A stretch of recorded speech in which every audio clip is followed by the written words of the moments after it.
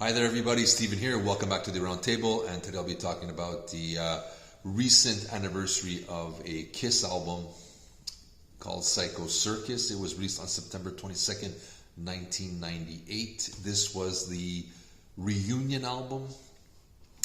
Kiss had gone back together with the original members of Ace Frehley, Peter Criss, Paul Stanley, and Gene Simmons. They had a successful tour. And Paul and Gene decided, you know what, let's make an album together. Probably one of the first albums since 1979's Dynasty, where will be all four members back together playing. The band decided to get Bruce Fairbairn behind the boards. Now, he's no slouch for sure. He's behind Get a Grip from Aerosmith and Slippery When Wet from Bon Jovi, just to name a few. So when it came to kind of hard rock, I think that was a solid choice on their part. As he was going through the songs and hearing the playing, he Bruce Fairbairn kind of said that Ace and Peter are not good enough players for this project. And although Paul and Gene did want that to happen, Bruce kind of insisted, and they got other guys in. So this supposedly reunion album already wasn't the full-fledged reunion album that most fans were anticipating. They got Kevin Valentine to play drums. Tommy Thayer, who's now became Ace Frehley's replacement over the last few years, came on board to do lead guitar tracks, and also Bruce Kulick, who was from the non-makeup era, came in to do a couple of bass and guitar parts as well. So this was a mixed pot, a lot of hands in there, and at first listen, I remember picking this up. I was really excited about this because I wasn't around for the original members.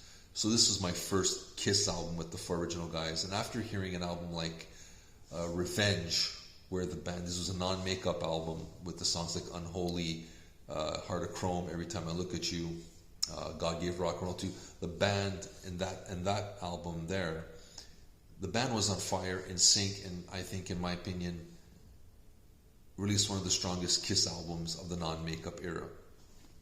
So I thought, in my head, that trickled down to Psycho Circus, thinking that now Ace and Peter are on board, and they're they're really going to get involved, and this is even going to be bigger. And I think I set myself up to be disappointed, because I remember buying the album and listening to it the first time and kind of going, not that good. But over time, this album has grown on me, and it's become, there's a couple of songs that I've added onto my Kiss playlist.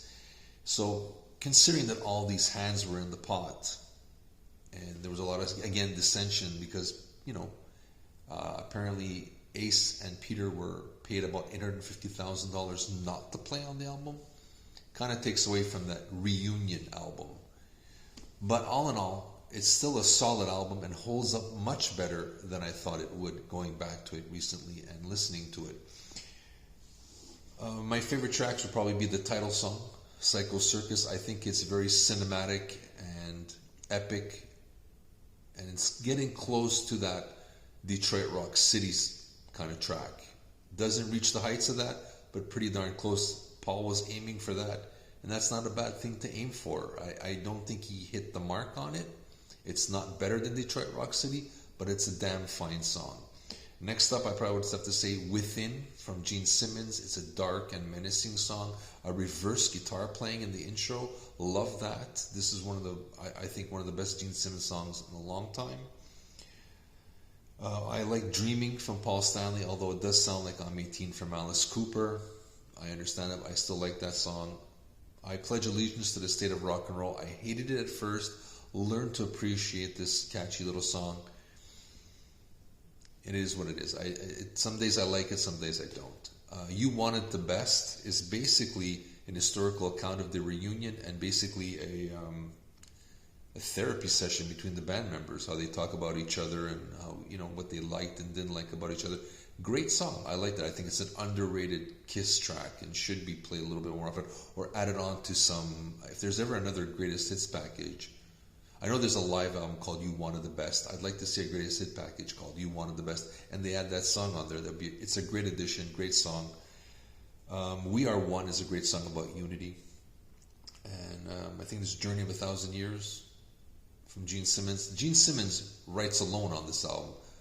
he has no co-writes, which is pretty cool and pretty strange. Their songs are pretty good from him. I have to say I'm impressed with that. Because remember, the 80s Gene Simmons songs were not as strong as Paul's. So this is a really good Gene Simmons album as well. He's got some, and that they're not exactly all hard songs, they're not God of Thunder types, was refreshing to me. Ace Frehley's Into the Void is a great track. Love it. Fantastic. Raise Your Glasses from Paul Stanley. I never liked that song. I still don't like that song. And I finally found my way from Peter Criss. I know it's supposed to be the next Beth, but it sounds like a bad ballad from an adult film. If you hear it, you know what I mean. It's a 70s adult film ballad. And I'll leave it at that. If those tracks would have been left off, maybe to put the really great tracks on this onto a live album from the reunion tour, kind of like they did with a Live 2, like their studio tracks and live track, this would have been, I think, a better solution for the album. But overall, it holds up pretty good, considering all the problems that went into it. And, you know, having all these other session musicians inside. Too many hands in the pot usually stir things up the wrong way, but it holds up a lot better than I thought. So after 25 years, my initial reaction that I didn't like it, I've changed my mind over the years, and there's a lot to appreciate on this album. It's an underrated little gem in the Kiss catalog, and I think it deserves to be rediscovered. And that's my take on it. But you let me know what you think. Do you like this album? Do you hate this album? What are your favorite tracks? We'd love to hear from you. Smash that like button, subscribe to us.